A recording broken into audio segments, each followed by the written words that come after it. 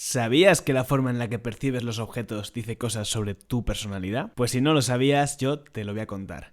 En el vídeo de hoy te traigo una investigación súper interesante de dos personas llamadas Witkin y Ash.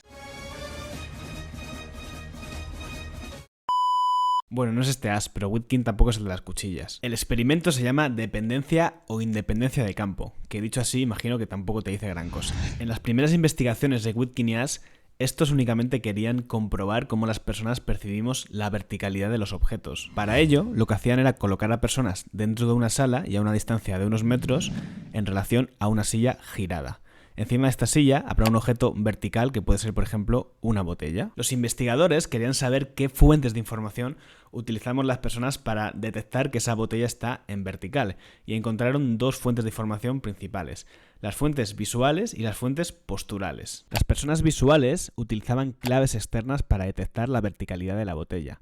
Por ejemplo, podían compararlo con el respaldo de la silla o con las patas de la silla para sacar la verticalidad. Mientras que las personas posturales sacarían la verticalidad de la botella en relación a su propia posición, a cómo se encuentran ellos ubicados respecto a la botella. Sé que esto puede parecer un poco complejo, pero básicamente lo que estaban midiendo sin darse cuenta es si las personas usamos claves externas o más bien claves orientadas en nosotros mismos. Hasta aquí es una investigación más sobre la percepción que puede ser más o menos interesante, pero que tampoco es una cosa para volverse locos. Pero es que ahora empieza lo bueno.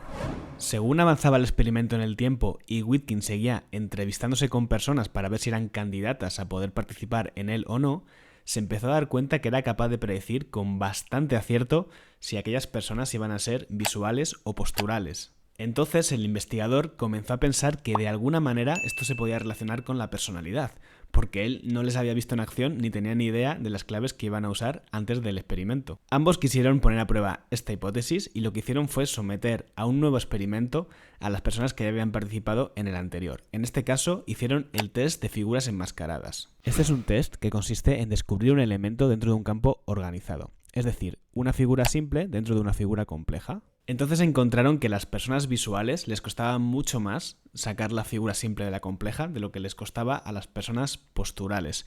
Y el experimento comenzó a llamarse dependencia o independencia de campo. Lo que querían demostrar con esta investigación, y en cierta manera así lo hicieron, fue que las personas dependientes de campo o los visuales, en el momento en el que pierden las referencias externas, les cuesta más analizar y obtener información, mientras las personas que se orientan de una manera más interna y tienen la capacidad de buscar en sí mismas, por así decirlo, les cuesta menos tener esa capacidad analítica y separar las figuras simples, en este caso de las complejas. Piensa, por ejemplo, si extrapolamos esto a situaciones más de la vida cotidiana.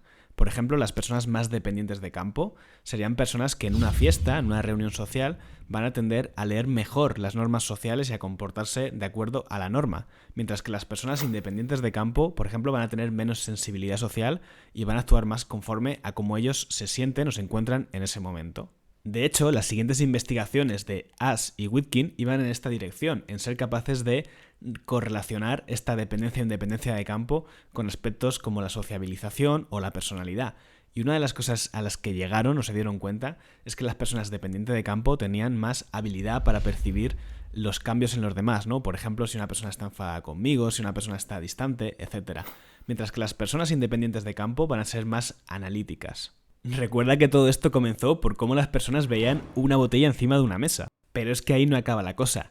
Llegaron incluso a relacionar esto de la dependencia y la independencia de campo con los estilos de apego. Por ejemplo, las personas con un estilo de apego ansioso serían más propensas a tener dependencia de campo, mientras que las personas con un apego más evitativo tendrían tendencia a ser más independientes de campo.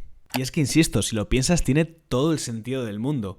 ¿Qué ha aprendido a hacer una persona con un apego evitativo? A desconectarse del exterior, a centrarse en sus propios pensamientos, en sus propias ideas e intentar no usar claves externas porque no puede depender del exterior. ¿Y qué hace una persona con un apego ansioso? Justo lo contrario.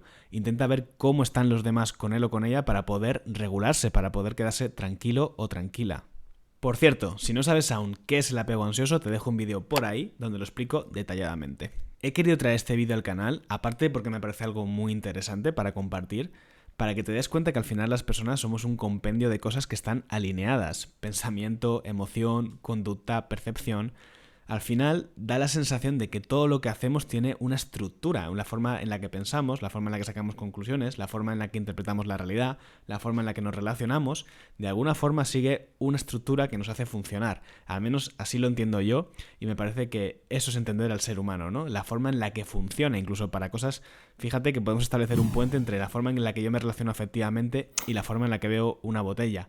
Salvando las distancias, ¿vale? Porque evidentemente esto al final no todo es siempre lineal entre lo uno y lo otro, pero bueno, que es muy interesante esta forma de entender al ser humano como un sistema que tiene un modo de funcionamiento que quizás tiene que ver con que tiene una predisposición genética, pero también un aprendizaje que en base a su historia de vida, a su historia vital, pues le ha servido para adaptarse al medio.